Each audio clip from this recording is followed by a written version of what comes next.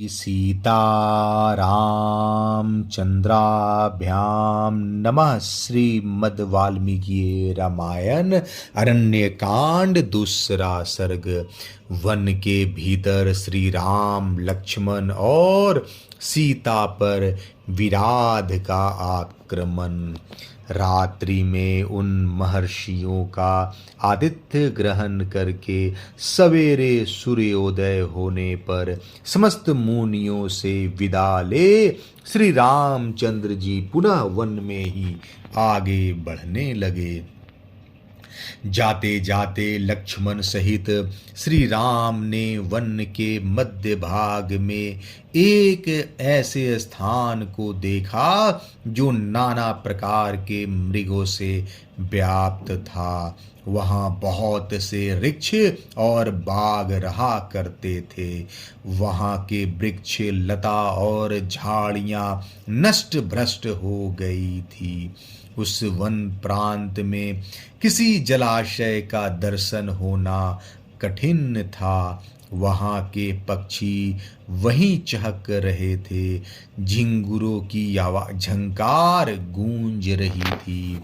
भयंकर जंगली पशुओं से भरे हुए उस दुर्गम वन में सीता के साथ श्री रामचंद्र जी ने एक ऐसे नरभक्षी राक्षस देखा जो पर्वत शिखर के समान ऊंचा था और उच्च स्वर से गर्जना कर रहा था। उसकी आंखें गहरी, मुंह बहुत बड़ा, आकार विकट और पेट विकराल था। वह देखने में बड़ा भयंकर, घृणित, बेडौल, बहुत बड़ा और विकृत वेश से युक्त था। उसने खून से भीगा और चर्बी से गिला व्याघ्र चर्म पहन रखा था। समस्त प्राणियों को त्रास पहुंचाने वाला वह राक्षस यमराज के समान मुंह बाए खड़ा था।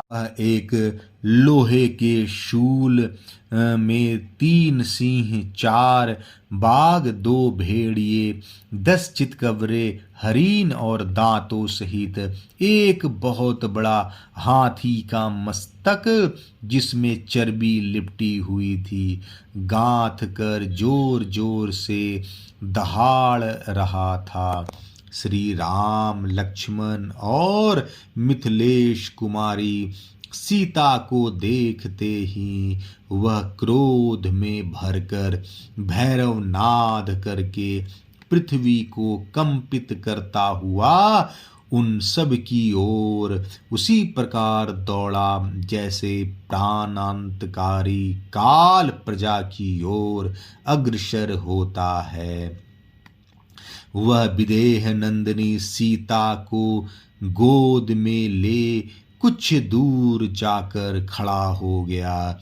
फिर उन दोनों भाइयों से बोला, तुम दोनों जटा और चीर धारण करके भी स्त्री के साथ रहते हो और हाथ में धनुष, बाण और तलवार लिए दंडक वन में घुस आए हो। अतः जान पड़ता है तुम्हारा जीवन छिन्न हो चला है।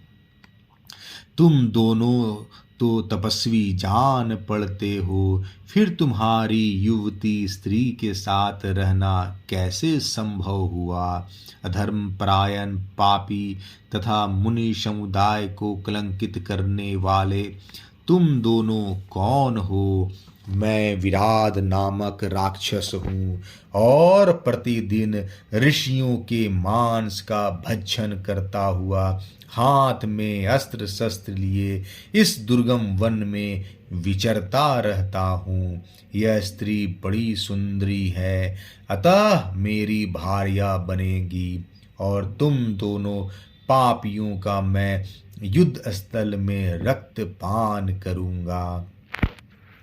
दुरात्मा विराध की ये दुष्टता और घमंड से भरी बातें सुनकर जनक नंदिनी सीता घबरा गई और जैसे तेज हवा चलने पर केले का वृक्ष जोर जोर से हिलने लगता है, उसी प्रकार वे उद्वेग के कारण थर थर कांपने लगी।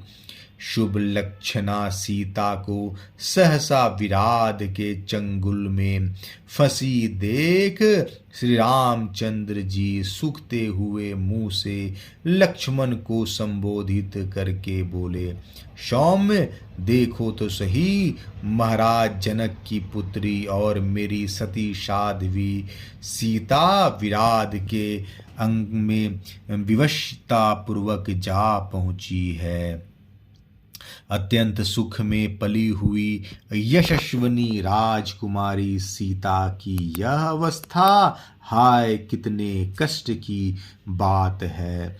लक्ष्मण, वन में हमारे लिए जिस दुख की प्राप्ति कैकेयी को अभीष्ट थी और जो कुछ उसे प्रिय था, जिसके लिए उसने वर मांगे थे, वह सब आज ही शीघ्रता पूर्वक सिद्ध हो गई।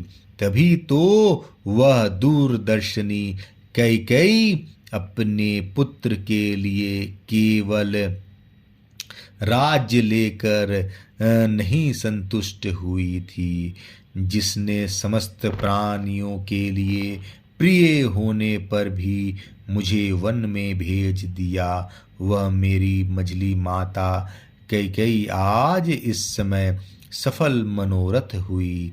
विदेह नंदिनी का दूसरा कोई स्पर्श कर ले, इससे बढ़कर दुख की बात मेरे लिए दूसरा कोई नहीं है।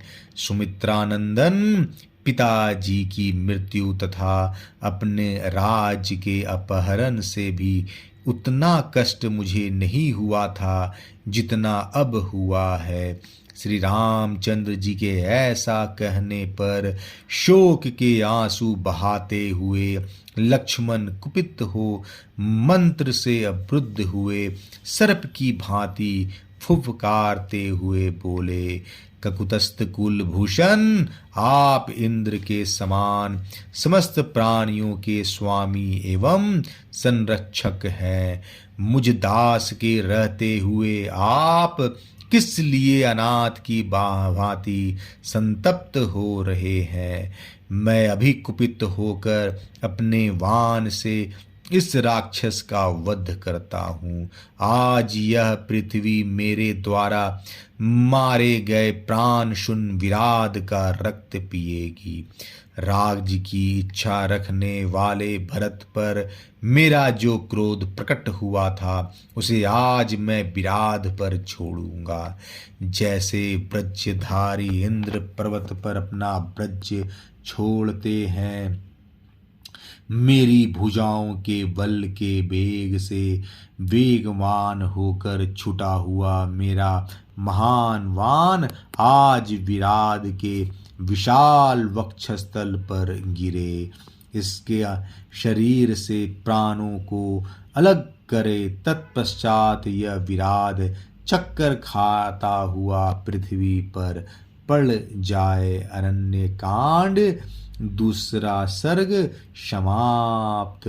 जय श्री राम।